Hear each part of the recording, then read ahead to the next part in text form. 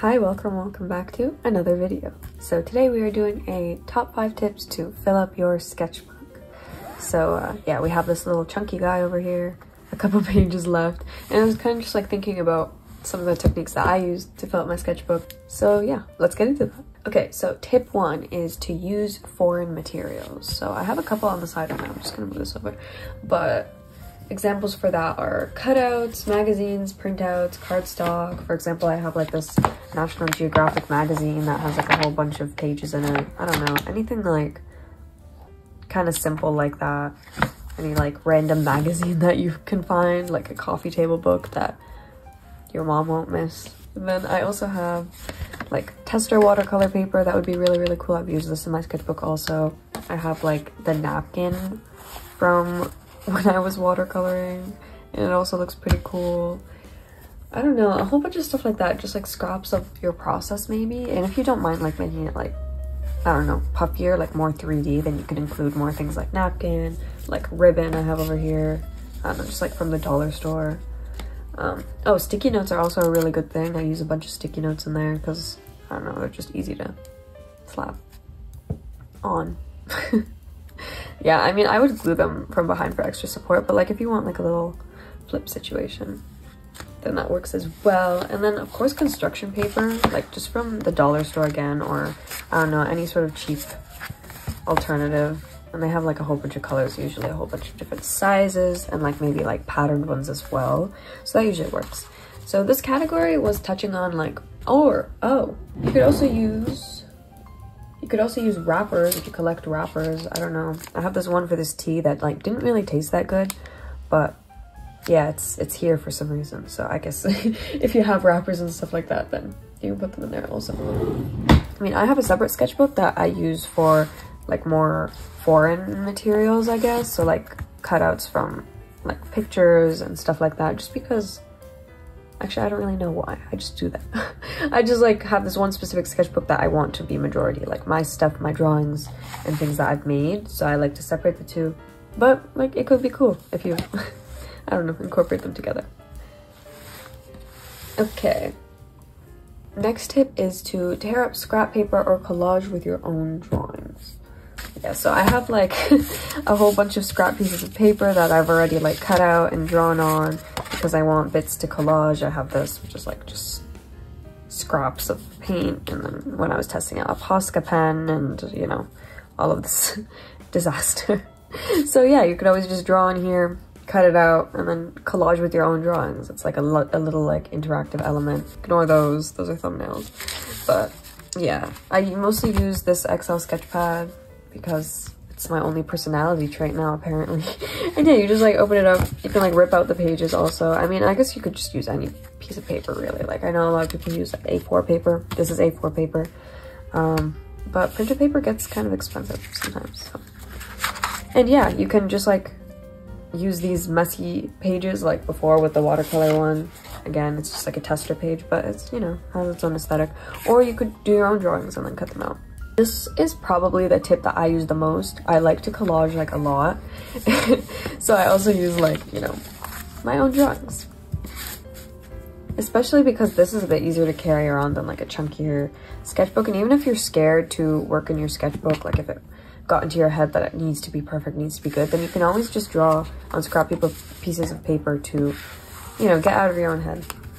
Okay, my next tip is to try the 3x3 method, which I kind of made up, but bear with me here. Okay, so the 3x3 method is basically to get 3 different mediums and in 3 different colors, and then make a piece out of it, or like a spread, or even like, I don't know, a tiny section of a spread. I don't know what you want to do with it.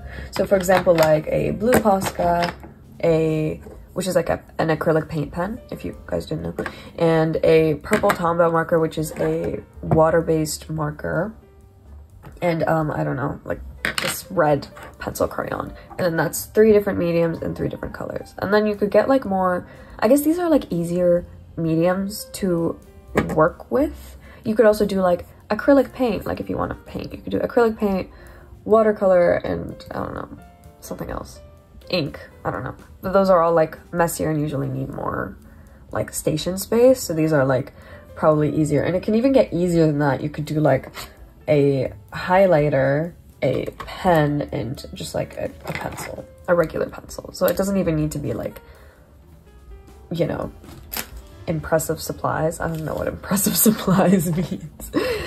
You get what I mean. It's things that you would find around your house, hopefully. Hopefully you have a pen, a pencil, and a highlighter. I feel like those are pretty simple, like school supplies. Okay, so next tip is to try a random word generator or prompt list.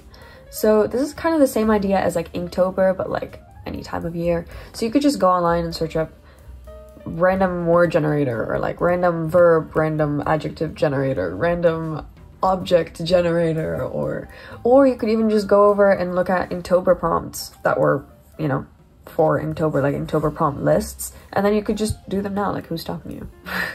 And yeah, if you want something more curated to you, then obviously you could just go to a random prompt list generator and then just like refresh it until you get ones that you're inspired by. Okay, next tip is to play with text. So this is one that I started incorporating more recently because I don't know why. I guess I just wasn't really as inspired before by like music and I guess writing as I am now. But yeah, playing with text can include writing lyrics, song names, random words, etc. in just like funky fonts, funky typefaces. This could also just include, like, as I mentioned before, like cutting out typefaces, like from here, for example, and like mixing them together to make your own words.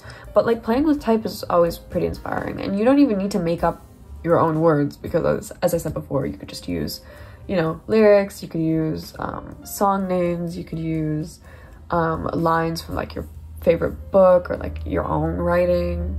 I don't know. I'll show you guys a couple examples from my sketchbook for that one because I feel like I've been getting more into it recently. Oh, these are like some lines from my own writing that I incorporated here. And yet again, it's on like an actual sticky note, and this is on like an Excel piece of paper, so hopefully you can see how those things come together. And yeah, it also has like a bunch of different mediums, so maybe the 3x3 rule. No, I definitely exceeded 3 mediums in here, but oh yeah, this is a good page for experimenting with text also, because I have this, which is like a line from a song, and then I don't know, I just made it kind of funky. This is like the first time that I really experimented with writing and like text and stuff, because I don't know, I've just never really been into it before, but I found out that I am. And yeah, I have this ominous time is up, and then I have this text that's bleeding through from the other page, but I do find it very, very interesting. And yeah, again, we have some collage.